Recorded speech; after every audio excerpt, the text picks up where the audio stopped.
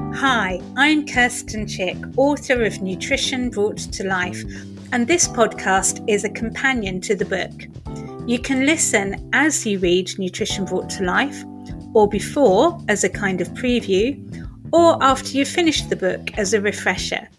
Either way, I hope this helps you make some small changes that make a big difference in your life.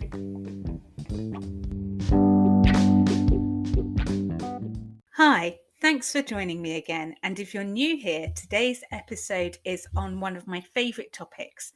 It ties in with chapter 6 of my book, which is all about digestion, absorption, and mindful mouthfuls. We've already had a brief look inside the digestive system, and this chapter goes into a little more detail about how this system actually breaks down and absorbs the food you eat. I also introduce my 3 Mindful Mouthfuls practice, which helps you do this more efficiently. I mentioned last time that when we comfort eat or binge eat, what we usually need most is not to give ourselves a hard time, but to feel centered, grounded, and accepted. Mindfulness practices are a fantastic way to help us do this. So it makes sense to try to eat mindfully at times when we find ourselves eating perhaps emotionally, frantically, or mindlessly. It's just like mindful meditation, where you focus on the breath, but here you focus on the process of eating. By tasting, feeling, and savouring what you're eating, you bring your attention to this moment, this place. You feel more centered, more grounded, and ultimately more accepting of who you are and what it feels like to be you. Mindful eating also helps you to digest your food better. So there's a big win-win there.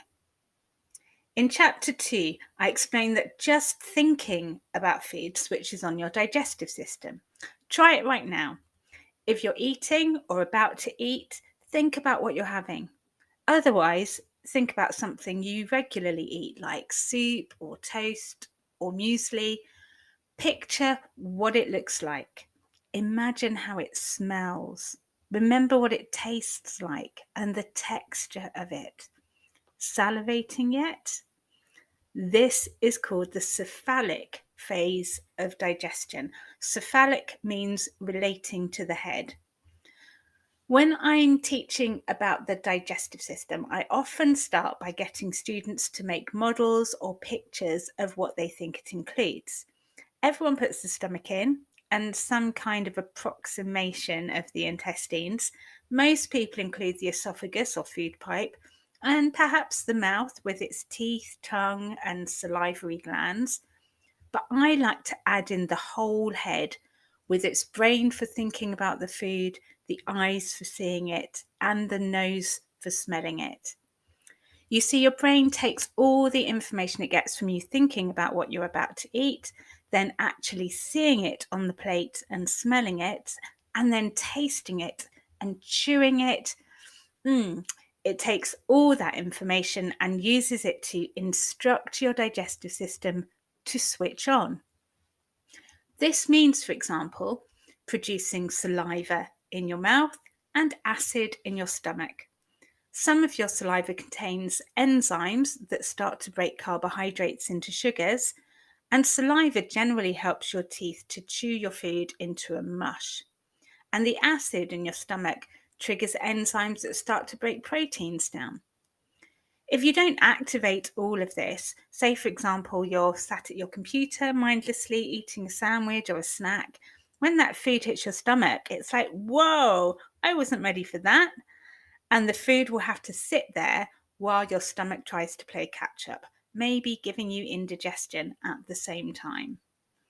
But if you've eaten your food mindfully, smelling, tasting, chewing, enjoying, then the carbohydrates will be partially broken down and your stomach will be ready to start dealing with the proteins, and everything will happen smoothly and efficiently.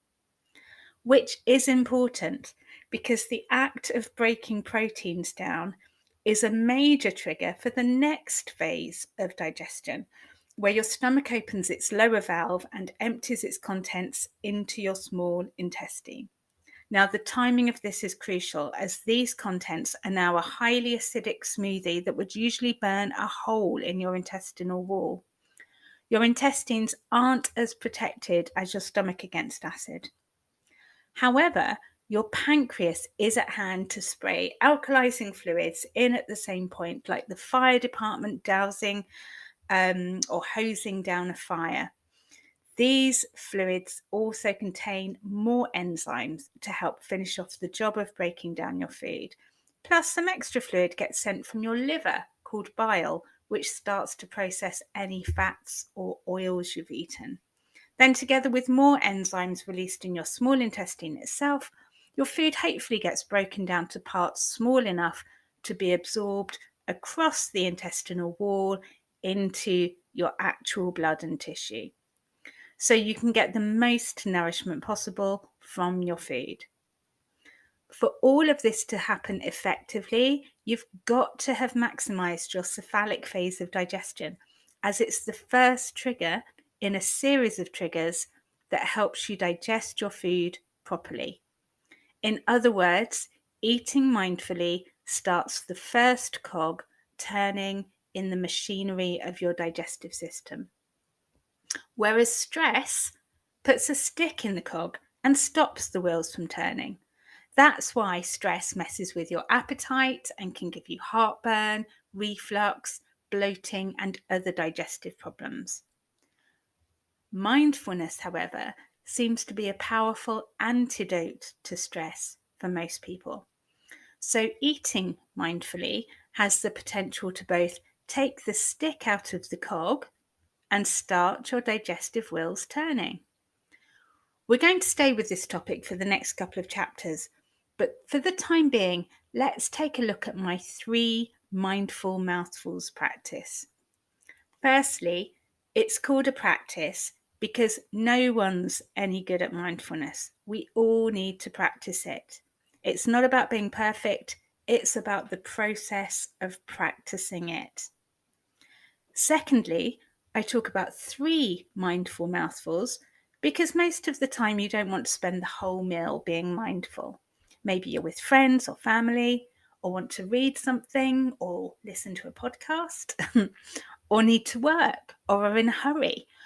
Ideally, you will be in a nice, calm place with all the time in the world. But I know that's not always possible. So imagine yourself in a bubble of calm in which there is all the time in the world. Practice mindful eating for your first 3 mouthfuls and then get on and do what you need to do. So that means thinking about what you're about to eat, look at it, enjoy it like a work of art or a beautiful view. Lean in and take in the aromas. Slowly savor the taste and sensations, the temperature and textures of the first mouthful. Repeat at least twice, and perhaps once again sporadically through the meal. This can help you sharpen your sensitivity to how different foods make you feel, whether a particular food is appropriate for you right now, or perhaps your body's asking for something different, and when you've had enough to eat. I'd love to hear how you find practicing 3 mindful mouthfuls, so do please let me know, perhaps in the Nutrition Brought to Life podcast community group on Facebook. Note that occasionally, most often with people with PTSD, mindfulness practices can feel re-traumatizing, so this isn't for everyone. But I'm hoping most of you will feel a benefit, both to your stress levels and how well you digest your food.